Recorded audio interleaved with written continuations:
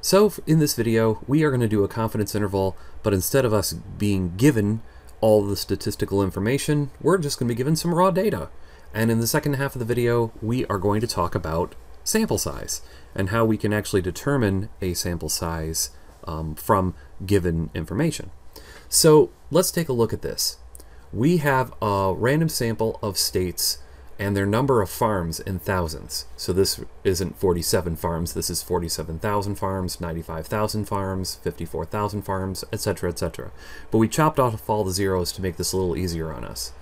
And what we want to do is estimate the mean number of farms per state with a 90% confidence interval.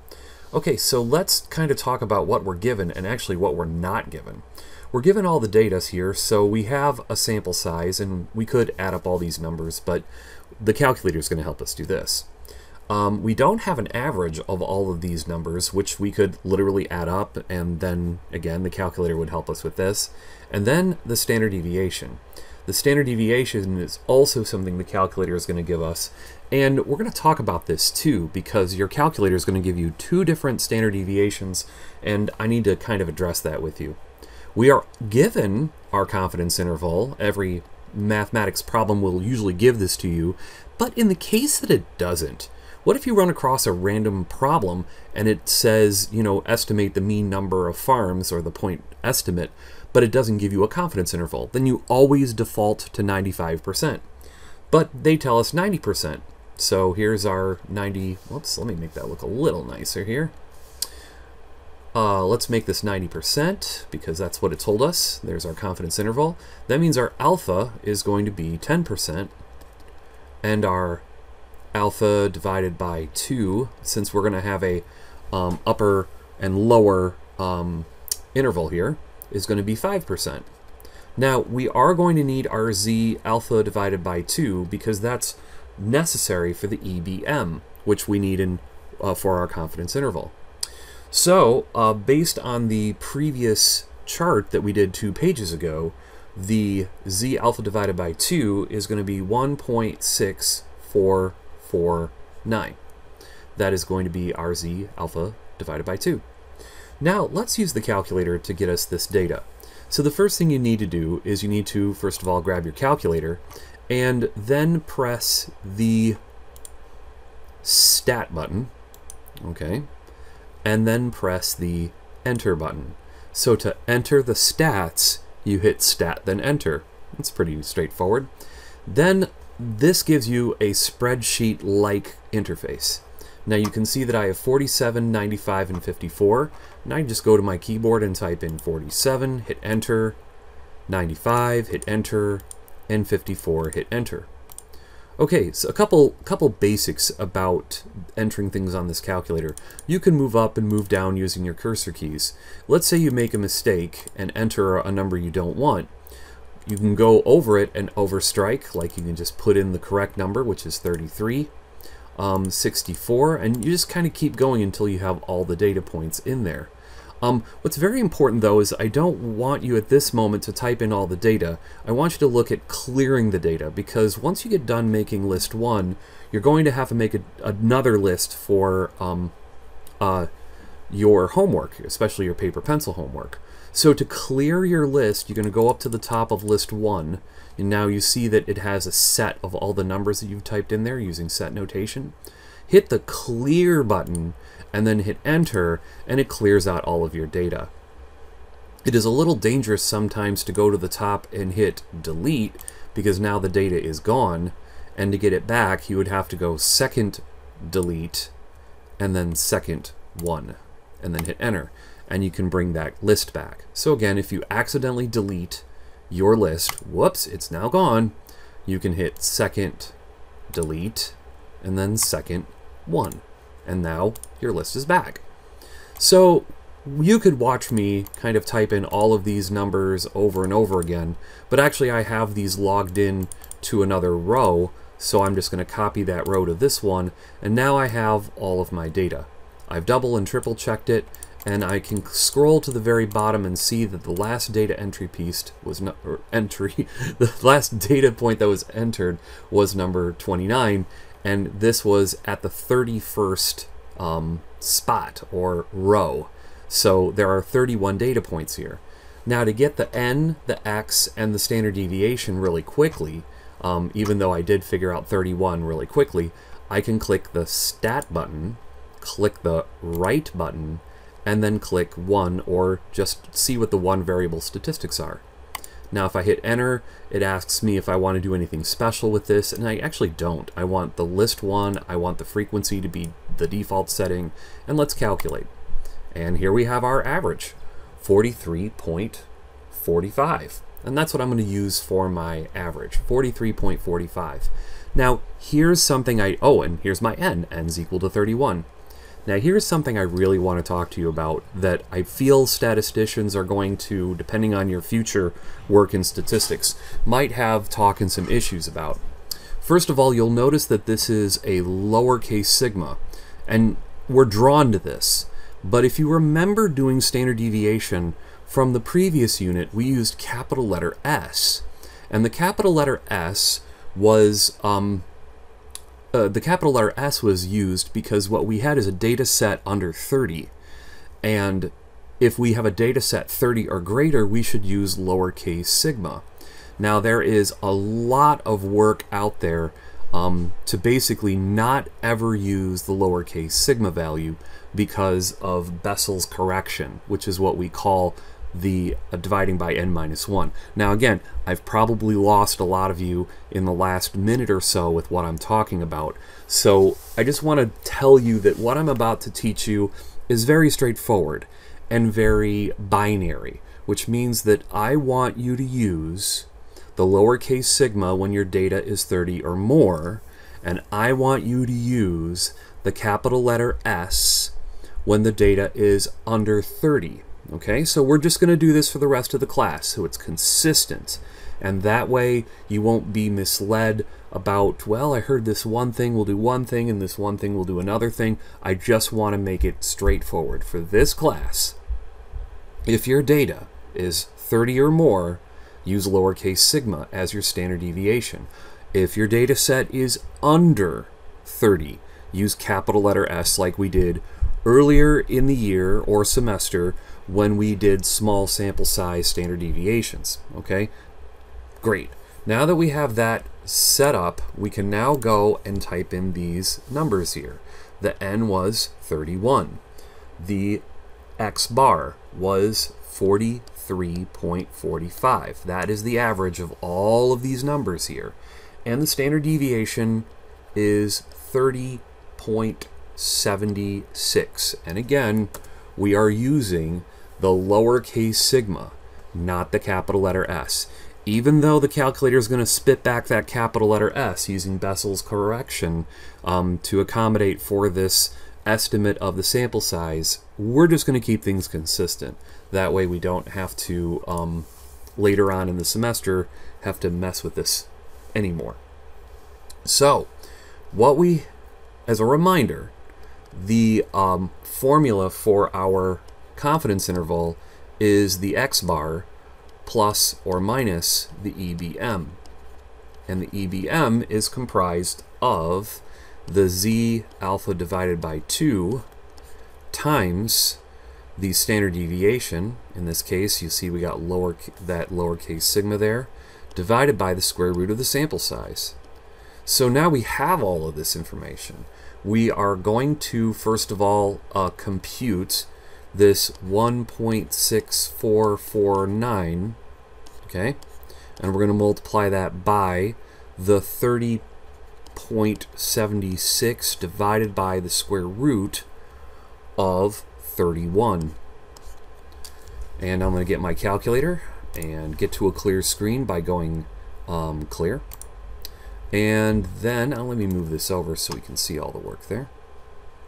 Okay, so 1.6449 times, I think I should put parentheses around this too. I know that's a little redundant, but times parentheses is the same thing as just parentheses, divided by the square root of 31. And for good programming, I should have 2 parentheses there, and this is going to give me 9.088. If I want to try to match what's in XYZ homework, I'm going to try to use probably a few more decimals than I think might be necessary. So the EBM is equal to 9.088. So this means I can now take my X bar, and my X bar is 43.45, and I can subtract my 9.088 from this and add my 9.088 from this, and this gives me my confidence interval in interval notation. So if I subtract this from this, I get 34.36. Okay? And if I subtract this from this, I get, 52.54, and the 36 and the 54 are rounded. Okay, so that is my confidence interval. I am 90% sure that the number of farms in any given state is going to be between 34,000 and 52,000. So let's figure out how to do this on the calculator, okay? So the calculator is going to be the Z interval. The Z interval, and the first thing we're going to do is we have to hand enter our standard deviation. Now, what you might think is that the standard deviation would be something that the calculator would figure out. But for the same reason that I'm having to talk about the difference between lowercase sigma and capital letter S, the calculator is going to essentially allow us to basically decide what to do. Now, if you're feeling like, but if I get into the real world, what am I going to do? What you're going to do is you're going to use the actual software like R or Minitab or SPSS to actually do the work for you. This is the kind of learning how the sausage is made, and then you're going to let the technology do the work for you once you get to real applications in the real world. So you have to hand enter your standard deviation, and we're going to use lowercase sigma because our sample size is over 30. Then you're going to type in list 1. Now wait, you might think to yourself, do I really want to type in all of these values? And actually you don't. The calculator will actually take your list 1 and run the numbers for you. Your frequency is going to be 1 since you only want 1 copy of those, and your percentage is going to be 0.9. Now you might say to yourself, wow, wait a second, this seems like a lot different than the last video.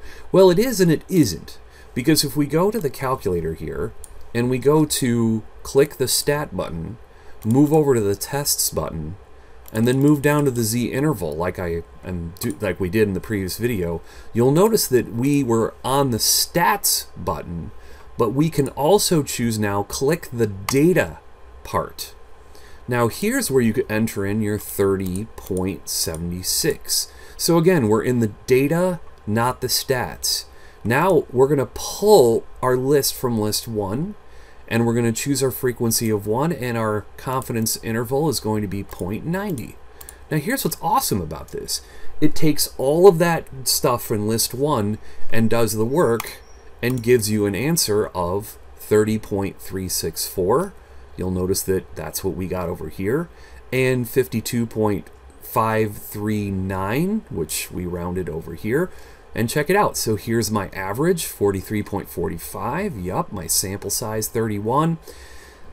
But it gives me this capital letter S. Again, I'm not using capital letter S. I'm using the lowercase sigma. So again, that's there. I am just basically going to leave it there and not worry about it.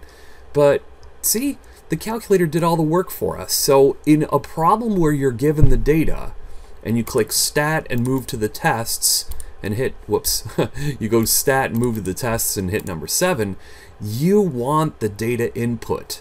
Unless you've done all the work and want to go stats, you can actually do this too. You can type in 30.76, type in 43.45 with 31, the confidence level. This will, again, give us what we got up here, right? So check it out. I mean, you could do the stats if you want to, or you can pick from list one. Really, the choice is yours, which is pretty awesome. So that's how you do it on the calculator. And if you need like further calculator assistance, I know this might be, tough for some, so please reach out to me, especially if you're using phone applications that have some of the similar functionality. I strongly recommend Calculator x84. All right, so to finish up this video, let's do sample size. Okay, so sample size is based on three things, okay? The three things that the sample size is based on is our z alpha divided by 2, because, well, we're going to basically take a sample size greater than 1. So the reason why we need this is because this gives us our error, and it also kind of hones in on the fact that we are using part of the central limit formula that has a give or take, so we definitely want our standard deviation, and we definitely want the EBM, which is our error. Now, the formula for the minimum sample size needed of an interval estimate of the population mean, the formula looks like this. Your sample size n. Now, that's important because this is the n sample size, not our population. The n is equal to z alpha divided by 2 squared times the standard deviation squared, which actually gives me variance, divided by the EBM squared. Now, I prefer, instead of squaring all of these, I prefer to just have this numerator as the z alpha divided by 2 multiplied by the standard deviation divided by the EBM, and then at the very end we square it once. So I feel it's a little bit more streamlined. So let's take a look at this situation. There's a pizza owner who lives in a very populated area. Let's just say New York. So there's a pizza shop owner who wishes to find the 95% confidence interval of the true mean cost of a large plain pizza. Okay? How large should the sample be if she wishes to continue within 15 cents and assume that a previous survey had a standard deviation of 26 cents overall? Okay, so what you have to do in this is you're going to cold call, around your area and ask for the price of a large pizza. Or you can more easily nowadays, without having to bother people on the phone, just go online and check prices with their online menus. So let's figure out what we have. Now, this problem is fortunate because it gives us everything that we need. It gives us this 95% confidence interval, so the CI is equal to 95%, which means our alpha is equal to 5%, which means our alpha divided by 2 is 2.5%, which means our Z alpha divided by 2, according to the chart 2 pages ago, is 1.96. So we have one of our three pieces here. The second piece we need is the standard deviation, which is here. So here's our lowercase sigma, okay? So we have our Z alpha divided by 2, we have our lowercase sigma. Now we need the EBM. Now the EBM is going to be this last number here, the error that we are totally fine with because she wants to be within 15 cents. This is the EBM. Now, you can come up with your own, number here. Like if she wanted to be within $1, she could have made that $1. If she wanted to be within $5, she could have made it $5. But she wants to be close. So she chose something that was reasonable within 15 cents.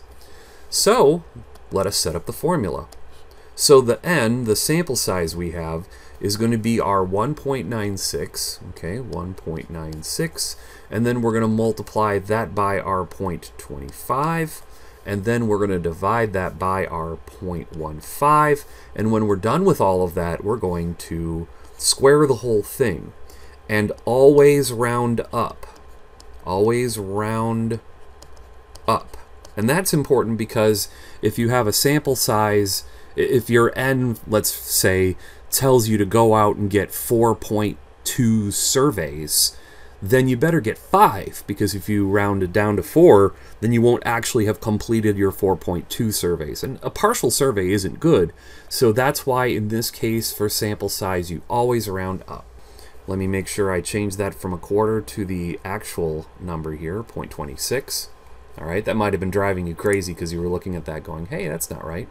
Okay, 1.96 times 0.26, there we go, that's the right number, divided by 0.15, and then we square it, and that gives us 11.54, and 11.54 is our answer for how many surveys or samples we should get, 11.56, and we always round up. So the answer for the problem is 12, and in this case it is going to be the cost, so it's going to be, we need 12